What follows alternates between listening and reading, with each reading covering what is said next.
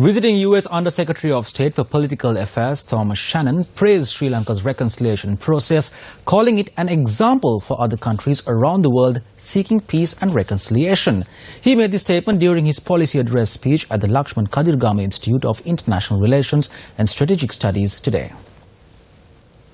Speaking prior to the visiting U.S. ambassador's speech, Foreign Minister Mangala Samaraweera announced of a U.S.-Sri Lanka partnership dialogue.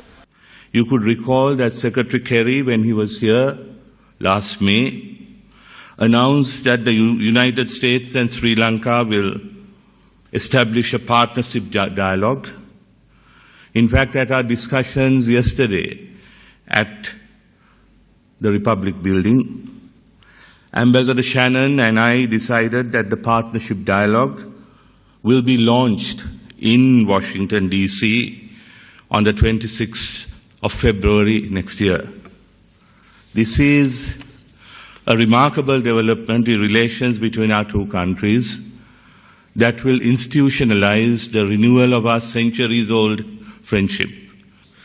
Sri Lanka is an example of the power of citizens to reinvigorate their democracy, to retake control through the ballot box of their country's trajectory, and to set a course to a brighter future.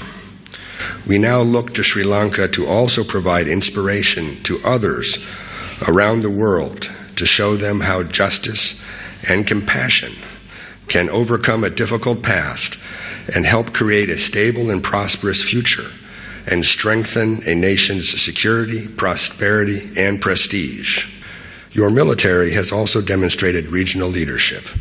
You were one of the first nations to arrive in Nepal with critical relief supplies after its terrible earthquake this past April.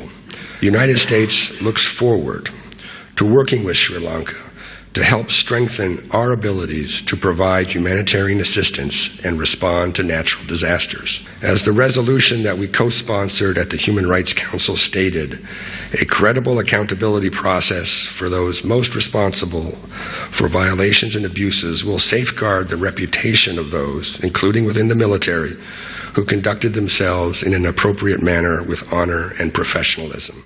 Speaking further, Ambassador Thomas Shannon commented on Sri Lanka's post-war era. I have seen countries grapple with the kind of conflict that Sri Lanka has faced. I've seen these countries grapple with the problems of reconciliation, of transitional justice, of social and economic development. And I can tell you that while Sri Lankans look out into the world and try to find examples or experiences that might be relevant for Sri Lanka, I can assure you that your success here will make Sri Lanka a reference point for the rest of the world.